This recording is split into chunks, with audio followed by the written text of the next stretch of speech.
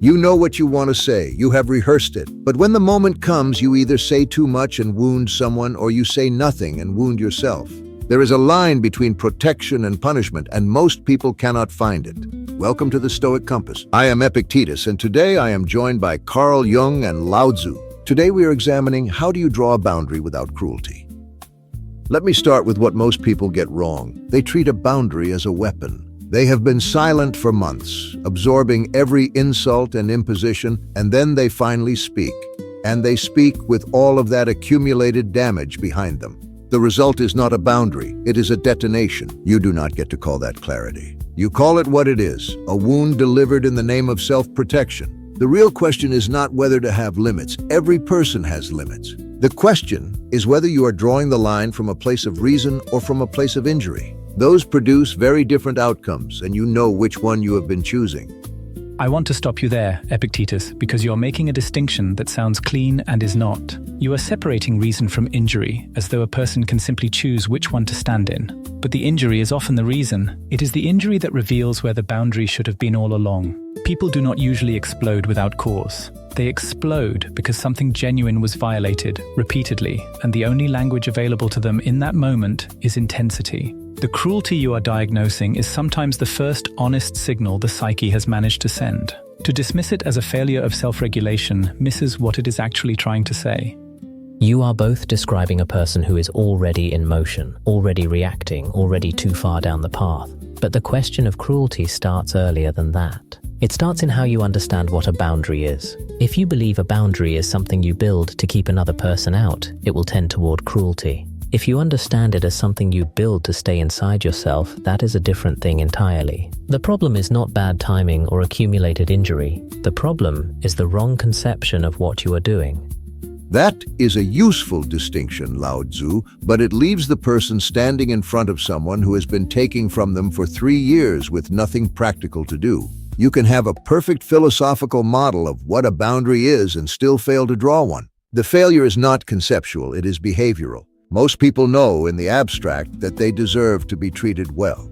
What they cannot do is say it plainly at the right moment without either collapsing or attacking. That gap between knowing and doing is where I work. And what I find there is almost always one of two things. Either the person has waited so long that the words carry too much charge, or they are confusing firmness with harshness and softening the line until it disappears. The gap you are describing, Epictetus, between knowing and doing, is not a behavioral failure. It is a psychological one, and it has a source. Most people who cannot draw a clear line without either collapsing or attacking were not given permission early in their lives to occupy space without apology. The inability to set a limit is almost always a learned behavior. Someone, somewhere taught them that their needs were an imposition, that their displeasure was dangerous, that keeping the peace was their responsibility. When you carry that teaching long enough, it becomes invisible. You do not see it as conditioning, you experience it as who you are. And then Epictetus tells you to simply choose differently, and the instruction lands nowhere because the ground it needs to land in has been cleared away. That is worth sitting with, but I notice that you are both still trying to fix the person who cannot draw the line. I am more interested in what happens when someone draws the line incorrectly and then defends the drawing as necessary. The boundary that becomes cruelty, that is the sharper problem. Because the person who cannot draw a line at all knows they are struggling. The person who has drawn the line with too much force often believes they were justified. They have constructed a story around the firmness that makes the harshness feel like strength. That is a real problem. I see it everywhere. Someone finally speaks, after a long silence, after real harm, and they say something that lands like a punishment. And because they have suffered, they believe the force was proportionate. But proportionate to what? To the offense? To the years? To the pain they could not express earlier? You are not a court. You are not issuing a sentence. You are simply telling another person where you stand. If what you say is calibrated to hurt rather than to inform, you have lost the thread entirely. The cruelty enters not when you are firm, but when you are trying to make the other person feel the weight of what they did. That is not a limit, that is a verdict. And yet, I want to push on this. There is something in the psyche that needs to be witnessed, not just heard, but seen in its injury. When someone finally speaks and their words carry charge, part of what is happening is that the wound needs to be made real. If the person they are speaking to has minimized, ignored, or dismissed the harm for years, there is an internal pressure that builds toward expression. I am not saying cruelty is acceptable. I'm saying that what looks like cruelty from the outside is sometimes a person trying, clumsily and painfully, to make something real that has been made invisible. The question is not how to eliminate that pressure, but how to metabolize it before it is directed at someone else. You keep returning to the pressure. I want to ask a different question. When you say someone has drawn a boundary with cruelty, what exactly has been harmed? In most cases, the person on the receiving end of a harsh limit has been told, plainly, that a behavior is not acceptable. They feel the sharpness of it, but is the sharpness the problem, or is it merely uncomfortable? There is a difference between a boundary that cuts and a boundary that stings. Some things need to sting, not to wound, but because the truth of them requires a certain directness that softness would muffle. I agree with that to a point, but you are underestimating what happens when the delivery becomes the message. If I draw a line and I draw it with contempt, with dismissal, with a tone that tells the other person they are beneath consideration, then the content of the limit is buried under the manner of it. The other person stops hearing what I am saying and starts reacting to how I am saying it. The whole interaction collapses into a fight about tone and power rather than a clear exchange about what will and will not be tolerated. Firmness does not require contempt. Directness does not require disdain. You can be entirely unmoved and entirely fair at the same time. Most people have not practiced that combination because they have spent so much energy on one or the other.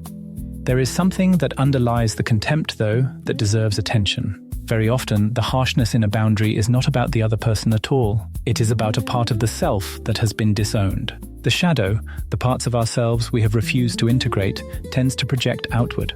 When I see contempt in how someone draws a line, I often find that what they are most contemptuous of is the need they are finally, belatedly admitting to. They despise themselves for needing the boundary at all. They despise themselves for having waited. They despise the vulnerability that the limit requires them to acknowledge, and that self-contempt comes out aimed at the other person, dressed as righteousness. That is interesting, so the cruelty is sometimes a kind of misdirection. Precisely. The anger is real, but it is not always aimed at its actual source, which is why Epictetus's instruction to speak from reason, not injury, is harder than it sounds. You cannot simply decide to separate them. You first have to know what is actually driving the charge. I do not disagree that the work runs deep, but I am not interested in a model that makes action impossible until perfect self-knowledge is achieved. Nobody has perfect self-knowledge. Nobody ever will. You still have to speak. You still have to draw the line. And the discipline is not to wait until the anger is gone. The discipline is to say the necessary thing and nothing more. Not the history, not the accumulated grievances, not the verdict, just the fact. This stops here, and this is why. That is all a boundary actually requires. Everything else you add is for yourself, not for the situation. There is something worth naming in what you just said. This stops here. That is not a punishment, it is an observation. The moment a limit becomes a statement about the other person's character or worth, it has crossed into something else. You are no longer describing your own ground, you are invading theirs. A real boundary is entirely about yourself. It says, I will not accept this. It does not say, you are wrong for offering it. Those two things feel similar in the moment of anger, but they produce entirely different effects. And yet most people experience their boundaries as moral claims. They do not feel like they are simply describing their own preferences. They feel like they are defending something that should be universally recognized as wrong. And sometimes they are right. Sometimes the thing being done to them is wrong, not merely unwanted. How do you draw the line between a personal limit and a genuine moral objection without losing the force of either? You do not need to resolve that question before you speak. Whether something is wrong universally or wrong only for you, the response looks the same from the outside. You name what is unacceptable, you state what will happen if it continues, and you follow through. The philosophical question of whether it is objectively wrong is not your job in that moment. Your job is to be clear and to mean it.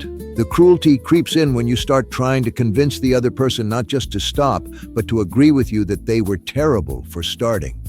That is where the need for cruelty comes from, I think. The desire to be understood, not just to stop the behavior, but to be validated in your pain. And that desire is human and real, but it cannot be satisfied through a limit. A boundary is not a plea for understanding. The moment you make it one, you have handed the other person the power to determine whether your limit is legitimate. They will deliberate, they will argue, and now you are in a negotiation about your own ground. But is the desire to be understood truly so dispensable? That need is not weakness. It is one of the most fundamental human requirements. What you are both describing, This clean, self-contained, emotionally neutral statement of limits, it works as a model. But real relationships are not models. They are messy and layered and full of history, and a person who has been genuinely harmed who finally speaks cannot always excise the need for acknowledgement from the act of setting the limit. The question might be, how do you separate those two needs so that each can be addressed on its own terms? The limit in one conversation, the desire for acknowledgement in another. Now that is useful, because you are right that conflating them creates the cruelty. You try to draw the limit and extract the acknowledgement in the same move, and both collapse. The limit becomes a demand. The demand becomes a wound. So yes, separate them. Know before you speak which one you're doing. If you are drawing a line, draw the line. If you want to be understood, say that you want to be understood. But do not use the line as a vehicle for the other thing. That is where the cruelty lives. And there is one more place where it lives, in the aftermath. The line has been drawn, the words have been said, and then the person watches to see if the other will comply, not with patience, but with readiness to punish. They have already decided, before the response comes, that non-compliance will be treated as evidence of malice. That is not a boundary, that is a trap. A real limit does not require the other person to respond in a particular way. It only requires you to follow through on what you said you would do. Correct. The line belongs to you. What the other person does with it belongs to them. You do not get to control their reaction. You only get to control whether you meant what you said. Which brings us back to where I started.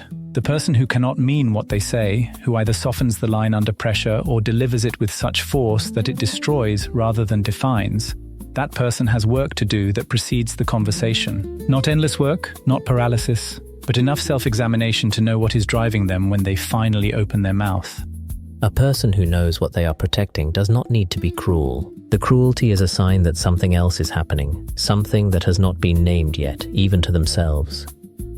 Then let us name it clearly and give you something you can actually use. Here's the truth about drawing a line without cruelty. The cruelty does not come from the firmness. It comes from what you are secretly trying to accomplish beyond the firmness. Every time a limit turns into a punishment, it is because you wanted more than the limit. You wanted acknowledgement, you wanted an apology. You wanted the other person to feel the weight of what they did to you. Those are human desires. I'm not telling you they're wrong. I am telling you that a boundary cannot carry them. When you load those needs onto the line you are drawing, the line stops being a limit and becomes a demand. And demands invite negotiation, resistance, and escalation. A clean limit is a single statement. This behavior stops, or I remove myself from the situation. That is all. It says nothing about the other person's character. It makes no claim about the past. It does not require their agreement. It only requires your follow-through. The cruelty also lives in your timing. If you wait until the anger is at its highest pitch, you will speak from the worst version of yourself. The words will carry more than you intended. You will say what you feel instead of what is true. Those are not always the same thing. In the next 24 hours, find one situation, one relationship, one recurring dynamic where you have been unclear about where you stand. Write one sentence that describes the limit, not the history, not the grievance. Just the line. Say it to yourself first. Notice whether it requires cruelty to be true. If it does, you are not drawing a line yet. You are still building a case. Start again. The line you draw in anger is not your limit. It is your wound in disguise. Your actual limit is quieter than that and considerably harder to cross. You already know where it is. The only question is whether you will name it plainly or keep weaponizing it. Clarity without cruelty is not softness. It is the most disciplined act available to you. Go draw the line. If today's conversation has served you, take it further. Pay Attention by C. Tribune, 12 Lessons in the Practice of Seeing Clearly. Available now on Amazon.